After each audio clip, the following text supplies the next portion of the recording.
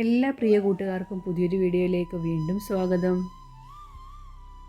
വളരെ സോഫ്റ്റും ടേസ്റ്റിയുമായിട്ടുള്ള ഒരു cake recipe ആയാലോ. അത് മൈദയില്ലാതെ നമുക്കിതൊന്ന് തയ്യാറാക്കിയെടുക്കാം. നമുക്ക് ബീറ്റർ ഒന്നും ആവശ്യമില്ല ഈ ടേസ്റ്റി ആയിട്ടുള്ള കേക്ക് തയ്യാറാക്കിയെടുക്കാൻ. ബീറ്ററൊന്നും ഇല്ലെങ്കിലും മിക്സിയുടെ ജാറ് മാത്രം നമുക്ക് ആവശ്യമുള്ളൂ ഇത് തയ്യാറാക്കിയെടുക്കാനായിട്ട്. നല്ല സോഫ്റ്റ് ആയിട്ടുള്ള ടെക്സ്ചറിലാണ് നമ്മളിത് തയ്യാറാക്കിയെടുത്തേക്കുന്നത്. കൂട്ടുകാർക്ക് കാണുമ്പോൾ തന്നെ മനസ്സിലാവുന്നുണ്ടല്ലോ. ഇത് തയ്യാറാക്കുന്ന വിധം നമുക്ക് പെട്ടെന്നൊന്ന് കണ്ടിട്ട് വന്നാലോ. ഈ കേക്ക് തയ്യാറാക്കി എടുക്കുന്നതിന് വേണ്ടിയിട്ട് നമുക്ക് മൈദയല്ല വേണ്ടത്, റവയാണ്. 1 കപ്പ് അളവിൽ വറുത്തിട്ടുള്ള റവയാണ് എടുത്തേക്കുന്നത്. വളരെ പൊടിയായിട്ടുള്ള റവയുണ്ടല്ലോ, ആ ഒരു റവയാണ് ഞാൻ എടുത്തേക്കുന്നത്. നമുക്ക് 1 കപ്പ് അളവിൽ റവ ആവശ്യമുണ്ട്. ഈ എടുത്തു വെച്ചിരിക്കുന്ന റവ ഞാൻ മിക്സിയുടെ ജാറിലോട്ട് ഇട്ട് കൊടുക്കുകയാണ്. മിക്സിയുടെ ജാറൊക്കെ എടുക്കുമ്പോൾ നല്ലതുപോലെ ഡ്രൈ ആയിട്ടുള്ള മിക്സിയുടെ ജാർ തന്നെ എടുക്കണം. ഒട്ടും തന്നെ വെള്ളത്തിൻ്റെ അംശമൊന്നും ഉണ്ടാകാനും പാടില്ല. ഇനി മധുരത്തിന് വേണ്ടിയിട്ട് 1/4 കപ്പ് അളവിൽ പഞ്ചസാര ചേർത്ത് കൊടുക്കുന്നുണ്ട്. ഇനി 1/2 കപ്പ് അളവിൽ പാല് ചേർത്ത് കൊടുക്കുന്നുണ്ട്. പാല് ചെറുതായിട്ടൊന്ന് ചൂടാക്കി, ഇളം ചൂടായിട്ടുള്ള പാല് വേണം ചേർത്ത് കൊടുക്കാൻ. ഇവിടെ പറഞ്ഞിരിക്കുന്ന ഇൻഗ്രീഡിയൻസ് എല്ലാം അതേപോലെ തന്നെ ചേർത്ത് കൊടുക്കണം. അങ്ങനെയാണെങ്കിൽ നല്ല സോഫ്റ്റ് ആയിട്ടുള്ള കേക്ക് നമുക്ക് തയ്യാറാക്കി എടുക്കാനായിട്ട് പറ്റുകയുള്ളൂ. ഇനി ഈ കൂട്ടെല്ലാം കൂടെ നമുക്ക് നല്ല രീതിയിലൊന്ന് ബ്ലെൻഡ് ചെയ്തെടുക്കണം.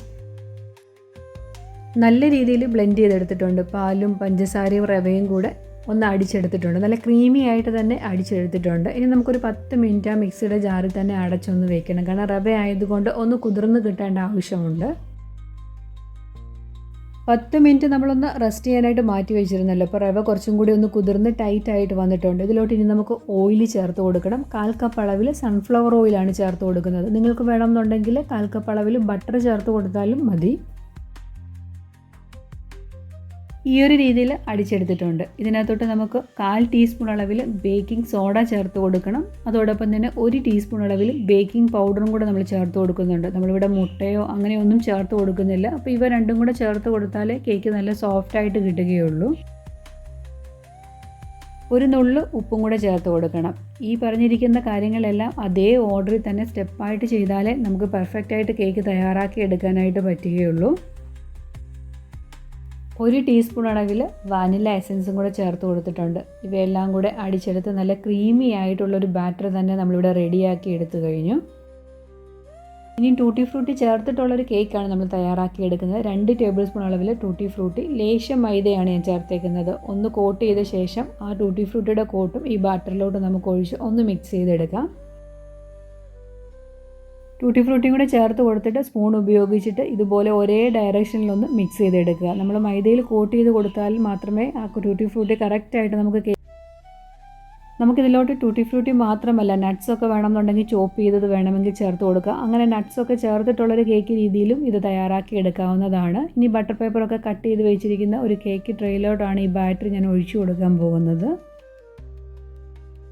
ഇവിടെ നമ്മൾ മുട്ടയൊന്നും ചേർത്ത് കൊടുക്കുന്നില്ല. അതുപോലെ തന്നെ ഒരു മിക്സിയുടെ ജാറ് മാത്രം മതി. അധികം പാത്രങ്ങളൊന്നും ഈ കേക്ക് തയ്യാറാക്കി എടുക്കുന്നതിന് നമുക്ക് ആവശ്യമില്ല. ഈ ഒരു മിക്സിയുടെ ജാറിൽ തന്നെയാണ് നമ്മളെല്ലാം മിക്സ് ചെയ്തെടുത്തേക്കുന്നത്. ബാറ്ററെല്ലാം ഞാൻ ഒഴിച്ചു കൊടുത്തു. ഇനി എയർ ബബിൾസ് പോകുന്നതിന് വേണ്ടിയിട്ട് ഒന്ന് ടാപ്പ് ചെയ്ത് കൊടുക്കണം. മുട്ടയൊക്കെ ചേർത്തിട്ട് കേക്ക് കഴിക്കാൻ ഇഷ്ടമില്ലാത്ത കൂട്ടുകാർ ഈ ഒരു രീതിയിലൊന്ന് തയ്യാറാക്കി നോക്കിക്കേ. മൈദയൊന്നും ചേർക്കാത്തത് കൊണ്ട് വളരെ ഹെൽത്തി ആയിട്ടുള്ള ഒരു കേക്കും കൂടിയാണ് ഇന്ന് കൂട്ടുകാരുമായിട്ട് പങ്കുവയ്ക്കുന്നത്. ഈ ഒരു വീഡിയോ ഇഷ്ടപ്പെടുകയാണെങ്കിൽ ലൈക്ക് ചെയ്ത് സപ്പോർട്ട് ചെയ്യാൻ മറന്നു പോകരുത്. ഞാനൊരു ടൂത്ത് പിക്ക് ഉപയോഗിച്ചിട്ട് ചെറുതായിട്ടൊന്ന് വരഞ്ഞും കൂടെ കൊടുക്കുന്നുണ്ട്. എയർ ബബിൾസ് എന്തെങ്കിലും ഉണ്ടെങ്കിൽ പോകുന്നതിന് വേണ്ടിയിട്ട്. ഇതിൻ്റെ മുകളിലോട്ട് നമുക്ക് കുറച്ച് ടൂട്ടി ഫ്രൂട്ടിയും കൂടെ ഒന്ന് ഗാർണിഷ് ചെയ്യുന്നതിന് വേണ്ടിയിട്ട് ഞാൻ വെച്ച് കൊടുക്കുകയാണ്. ഗാർണിഷ് ചെയ്യുന്നതിന് വേണ്ടിയിട്ട് കുറച്ച് ടൂട്ടി ഫ്രൂട്ടിയും കൂടി ഇതിൻ്റെ മുകളിലോട്ട് ഇങ്ങനെ വിതറി കൊടുക്കുന്നുണ്ട്. കേക്ക് ബേക്കായി വരുമ്പോൾ കാണാൻ നല്ല ഭംഗിയായിരിക്കും. 10 മിനിറ്റ് പ്രീഹീറ്റ് ചെയ്ത ഓവനിലോട്ടാണ് ഞാൻ ഈ കേക്കിൻ്റെ ബാറ്റർ വെച്ച് കൊടുക്കുന്നത്. 180 ഡിഗ്രിയിൽ ഒരു 35 മിനിറ്റ്സോളം എടുക്കും നമുക്ക് ഈ കേക്ക് ബേക്കായി വരാൻ. അപ്പോൾ അതുവരെ നമുക്കൊന്ന് വെയിറ്റ് ചെയ്യണം. ഓവൻ ഇല്ലെങ്കിലും ഒരു സ്റ്റൗ ടോപ്പിൽ വേണമെങ്കിലും ഈ കേക്ക് തയ്യാറാക്കിയെടുക്കാം. ഒരു 10 മിനിറ്റ് ആദ്യം ഒന്ന് പ്രീഹീറ്റ് ചെയ്യണം. പാനിലാവുമ്പോഴും തയ്യാറാക്കുമ്പോൾ പ്രീഹീറ്റ് ചെയ്ത ആ ഒരു പാനിനകത്തോട്ട് നമ്മൾ ഈ കേക്കിൻ്റെ ബാറ്റർ വെച്ച് കൊടുത്ത് ഒരു 45 മിനിറ്റ്സോളം എടുക്കും സ്റ്റൗ ടോപ്പിലാകുമ്പോൾ ബേക്കായി വരാൻ.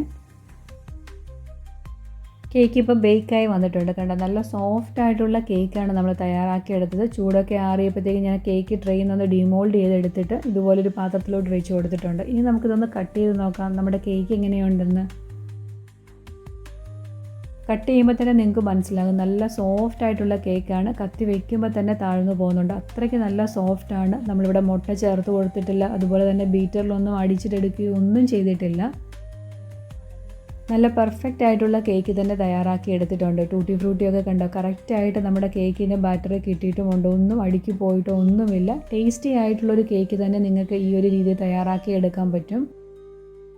മൈദയും മുട്ടയും ഒന്നുമില്ലെങ്കിലും നല്ല സോഫ്റ്റ് ആയിട്ടുള്ള കേക്ക് നമുക്ക് നിമിഷ നേരങ്ങൾ കൊണ്ട് തയ്യാറാക്കി എടുക്കാവുന്നതേ ഉള്ളൂ. ഈ ഒരു റെസിപ്പി കൂട്ടുകാർ സേവ് ചെയ്ത് വെച്ചോളൂ. ക്രിസ്മസ് ഒക്കെ അടുത്ത് വരികയല്ലേ, നിങ്ങളുടെ ഫ്രണ്ട്സിനൊക്കെ തയ്യാറാക്കി കൊടുക്കണമെങ്കിൽ ഇതുപോലെയൊന്ന് തയ്യാറാക്കി കൊടുത്താൽ മാത്രം മതി.